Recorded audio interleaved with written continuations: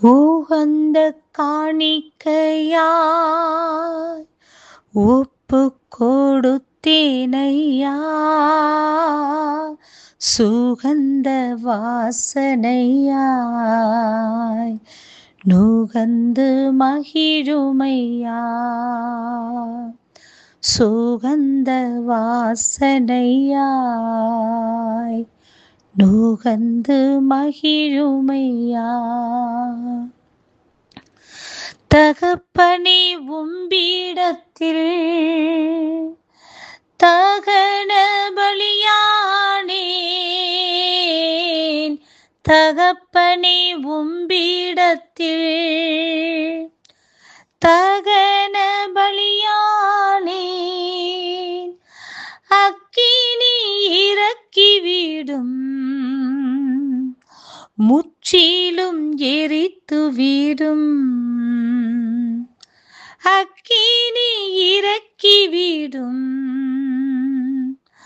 முற்றிலும் எரித்துவிடும். உகந்த காணிக்கையாய் ஒப்பு கொடுத்தேனையா, சுகந்த வாசனையாய் நுகர்ந்து மகிழுமையா. வேண்டாத பலவீனங்கள் ஆண்டவா முன்வைக்கிறேன், வேண்டாத பலவீனங்கள் ஆண்டவா முன்வைக்கிறேன், மீண்டும் தலை தூக்காமல் மாண்டு மடியட்டுமே, மீண்டும் தலை தூக்காமல் மாண்டு மடியட்டுமே. உகந்த காணிக்கையாய் ஒப்பு கொடுத்தேனையா, சுகந்த வாசனையாய் நுகர்ந்து மகிழுமையா. கண்களை தூய்மையாக்கும் கர்த்தாவுமை பார்க்கணும், கண்களை தூய்மையாக்கும் கர்த்தாவுமை பார்க்கணும், என் காதுகள்.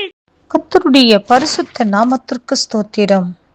மல்கியாவின் புஸ்தகம் 1வது அதிகாரம் 10வது வசனம். உங்களில் எவன் கூலி இல்லாமல் கதவுகளை பூட்டுவான்? என் பலிபீடத்தின் மேல் அக்கினியை கூலி இல்லாமல் கொளுத்தவும் மாட்டீர்கள். உங்கள் பேரில் எனக்கு பிரியமில்லை என்று சேனைகளின் கர்த்தர் சொல்லுகிறார். உங்கள் கையில் உள்ள காணிக்கை எனக்கு உகந்ததல்ல. பிரியமானவர்களே, நம் ஆண்டவர் நம்முடைய கையில் உள்ள காணிக்கை அவருக்கு உகந்ததல்ல என்று சொல்லி எச்சரிக்கின்றார். காணிக்கை என்று சொன்னால் கர்த்தருக்கு கொடுக்கிறதான வெறும் பணம் மாத்திரமல்ல, அந்த காணிக்கை மாத்திரமல்ல. பிரியமானவர்களே, நம்முடைய சரீரமும் அவருக்கு உகந்த காணிக்கையாக இருக்க வேண்டும் என்று கர்த்தர் விரும்புகின்றார். அவருக்கு உகந்த காணிக்கையாக அதை படைக்க வேண்டும் என்று கர்த்தர் விரும்புகின்றார்.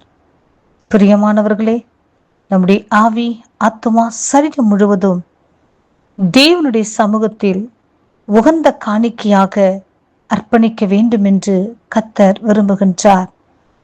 நம்முடைய நடைகள் அவருக்கு உகந்ததாய் இருக்க வேண்டும். நம்முடைய உடைகள் அவருக்கு உகந்ததாய் இருக்க வேண்டும். நம்முடைய ஒவ்வொரு செயல்களும் கர்த்தருக்கு உகந்ததாய் இருக்க வேண்டும். நம்முடைய பார்வை கர்த்தருக்கு உகந்ததாய் இருக்க வேண்டும். நாம் பேசுகிற பேச்சு கர்த்தருக்கு உகந்ததாய் இருக்க வேண்டும். பிரியமானவர்களே, கர்த்தருக்கு பயந்தவர்கள் ஒருவரோடு ஒருவர் பேசிக்கொள்வார்கள். கர்த்தர் அதை உற்று கவனிப்பார் என்று சொல்லி வேதத்திலே வாசிக்கின்றோம். பிரியமானவர்களே, நாம் பேசுகிற பேச்சில் கூட அவருக்கு உகந்ததா இருக்க வேண்டும் என்று சொல்லி கர்த்தர் விரும்புகின்றார்.